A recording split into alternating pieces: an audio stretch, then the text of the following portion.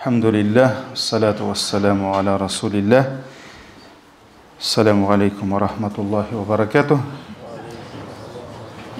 Сегодня, по воле Аллаха, мы завершаем тему положения грешных верующих в судный день. И у нас осталось несколько грехов, то есть мы с вами говорили, что есть определенная категория грехов, даже можно сказать определенные грехи, за которые пророк, саллаллаху алейхи вассалям, сказал, предостерег нас, что за это человек понесет наказание именно в судный день. Именно в судный день. И у нас осталось несколько грехов. Мы с вами на прошлой лекции говорили про обеспеченного человека, про незаконное присвоение земли, двуличие, про правителя, которого народ избрал или халиф назначил, чтобы он защищал права людей, народа, служил людям, а он, наоборот, отгораживается от них, не хочет решать их проблемы, не хочет служить им и улучшать их жизнь. За это он понесет наказание в судный день. И обеспеченный человек, который просит у людей, То есть нельзя просить у людей милостыню, когда как ты не нуждаешься в этой милости. То есть у тебя есть возможность найти еду, здоровье, другие возможности, и человек, несмотря на это, сидит и просит милостыню. А в судный день он придет к людям, и на его лице будут раны. То есть он вот весь израненный, весь поцарапанный придет, и все люди узнают, это тот, который у всех просил милостыню, там, возле мечети, может, кто-то возле церкви, там, на рынке где-то, возле магазина, но все узнают его, и окажется, что он не был нуждающимся. И поэтому попрошайничать это не есть хорошо, и пророк, алейхиссаляту вассалям, недаром сказал, что это будет уродством в судный день.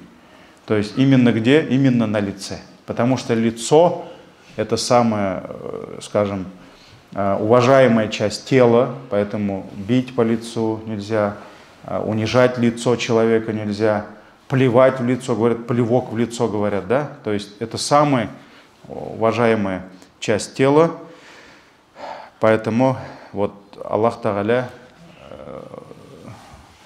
сделает так, что он придет с уродством в лице, потому что он прикидывался неимущим. А следующий грех – это плевок в сторону киблы. Мы все знаем, что киблой мусульман является Мекка, а именно Кааба.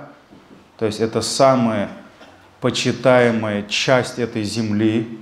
И все мусульмане, совершая поклонение, мы все с вами направляемся в сторону киблы, в сторону Каабы.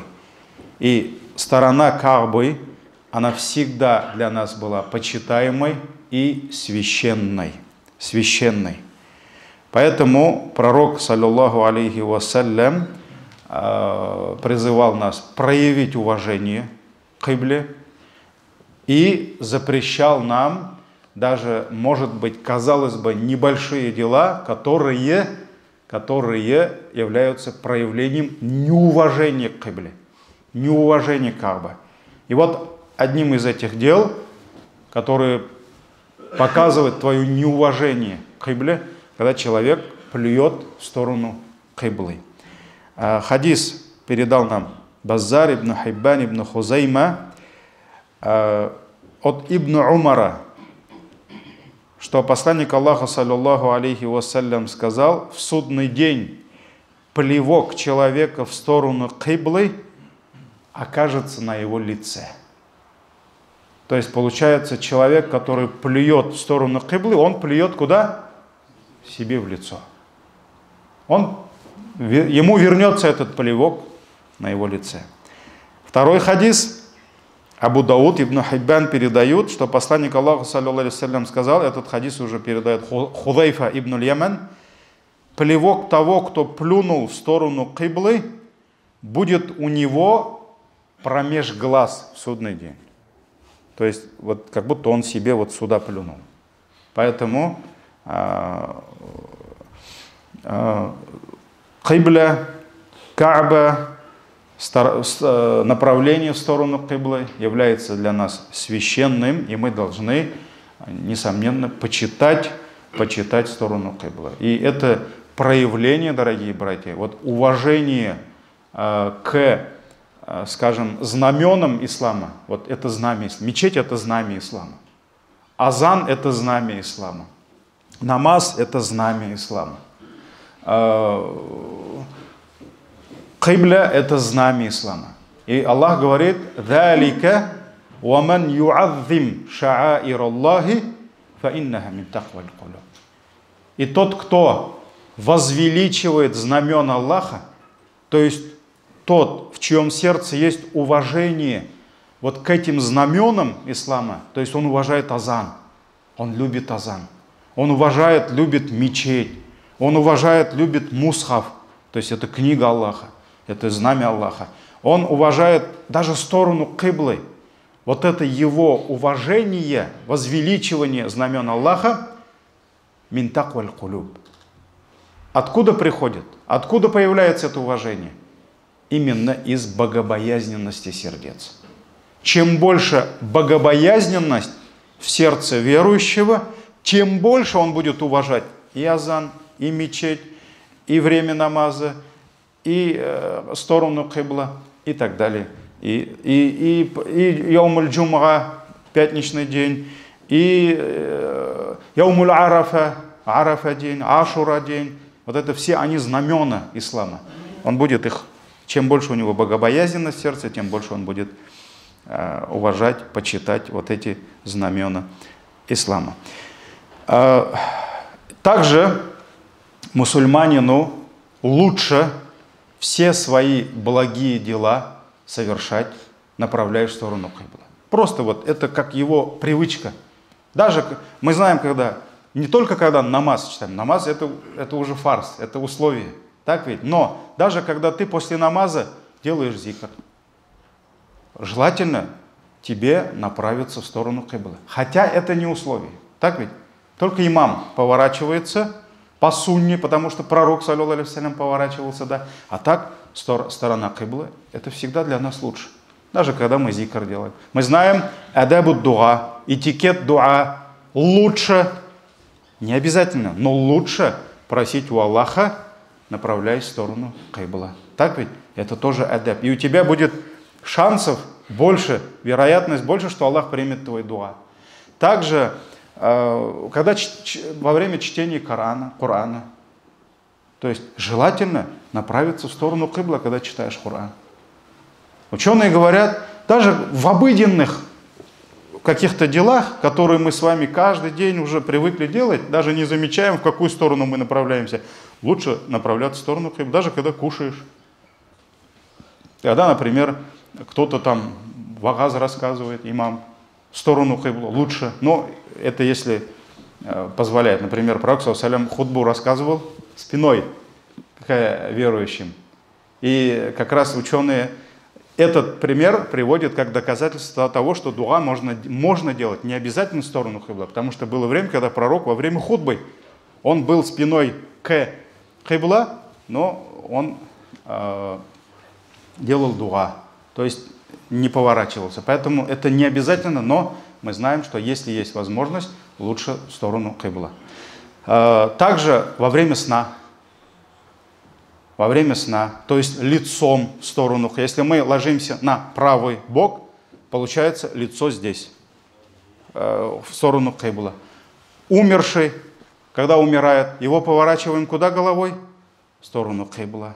Когда мы хороним братьев и сестер, мы кладем их в могилу и поворачиваем их на правый бок, направляем куда? В сторону кибля. Вот это все уважение Дому Аллаха, уважение к кибле. И наоборот, получается, неуважение, оно всегда порицается. Например, макрух, когда ты спишь, протягивая ноги в сторону кибла. Мы знаем хадис, где пророк, саллаллаху алейхи вассалям, предостерег нас, чтобы мы не справляли нужду, естественную нужду в туалете, где-то на природе, направляясь или передом, или задом в сторону кибла. То есть нужно направиться или на восток, или на запад. Хотя мы знаем, что из этикета, что если закрыться, то, если дверь, ограждение, тогда это и разрешается. Но уважение, оно остается уважением. Так ведь? То есть или пророк саллаллаху алейхи вассалям сказал, повернитесь на восток, или повернитесь на запад. Но ни в коем случае ни передом, ни задом в сторону кибля. То есть это тоже уважение к кибле, этикет справления нужды. Также ученые даже говорят, что просто когда мусульманин куда-то собирается, у них мэджлис, посиделка, да, ему желательно посмотреть, где кибла, и сесть так, чтобы он лицом в сторону кибля был. И даже приводят хадис, это, по-моему, не хадис, а высказывание сподвижников, то есть самые лучшие собрания, те собрания, когда люди поворачиваются в сторону кибля. Поэтому это как бы вот такое уважение. И вот кто из мусульман учится на архитектора, строит, да, строитель, дизайнер есть у нас сестры, да, вот нужно при проектировании нужно обязательно учитывать вот эти правила уважения к кибле. То есть если мусульманин проектирует дом, он должен сделать так, чтобы унитаз в сторону кибла не смотрел. Так ведь? То есть он уже должен это проектировать, он уже должен думать об этом. Когда человек спит, сегодня же дизайнеры, они тебе и подушку положат как надо, и все рисуют. Значит, надо рисовать так, чтобы он не ногами в сторону кибла лежал, а головой или лицом. Так ведь? Вот эти моменты надо уже заранее. Кто дом строит, проектирует квартиру, там ремонт затеял, да, мусульмане должны учитывать вот эти моменты, потому что это есть богобоязненность наших сердец. Поэтому, и даже вот когда многие шейхам задают вопросы, вот когда просто сидишь, можно ли протягивать ноги в сторону кибла. Поэтому, хотя это не харам, не это, да, но говорят, что это тоже макрух. То есть, потому что, это тоже, как бы, может быть, неуважением в сторону кибла. Хотя там, протягивать ноги, это такая интересная, другая вообще тема, да, потому что во время праведных предшественников, вот Реза Фахриддин еще пишет про это, что даже не то, что в сторону кибла, а даже в сторону устаза, или же в сторону дома устаза ученики не протягивали ноги. То есть это уже уважение было. Это как тахарат.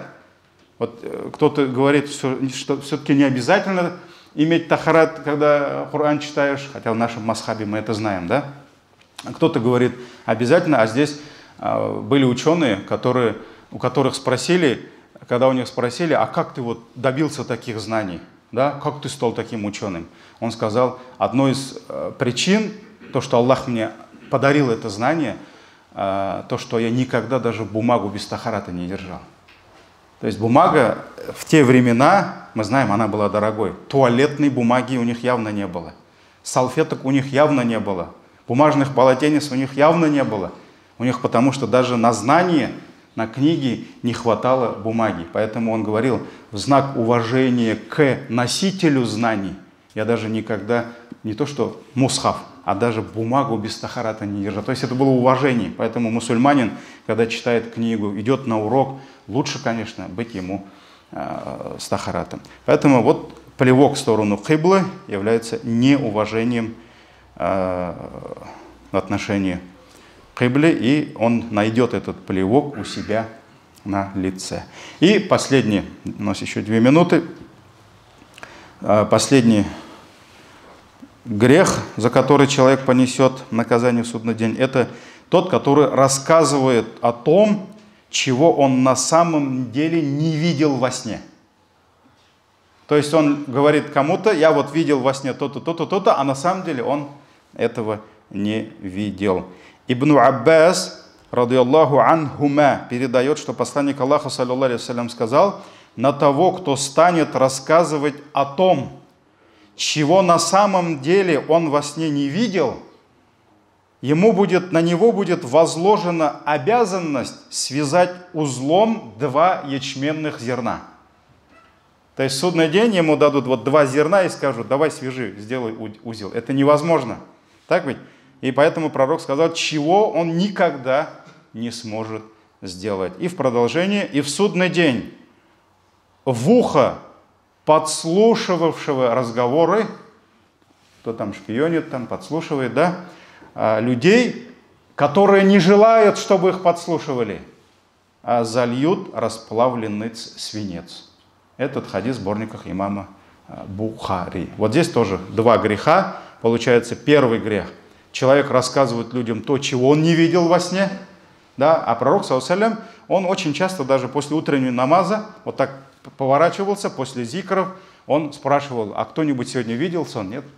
И иногда сподвижники рассказывали ему сны, а он рассказывал, что это означает. Ну, в исламе есть даже отдельный такой предмет толкования снов. Да? И вот нельзя людям рассказывать то, чего ты не видел во сне. И второе, нельзя подслушивать. Если эти люди не хотят, чтобы ты их подслушивал, или там что-то там положил, да, подслушивать, тогда в ухо этого человека зальют расплавленный свинец. Это достоверный хадис в сборниках имама Бухари. Иншаллах, на следующих лекциях мы переходим к более приятной теме, иншаллах, положение богобоязненных верующих. До этого были положения грешных верующих, дальше уже идет положение богобоязненных верующих, какие награды и какие блага Всевышнего ждут их в судный день. Субханакаллахумма бихамдик, шаду ан ла иляха илля анта, астагфирука ва атубу илейк.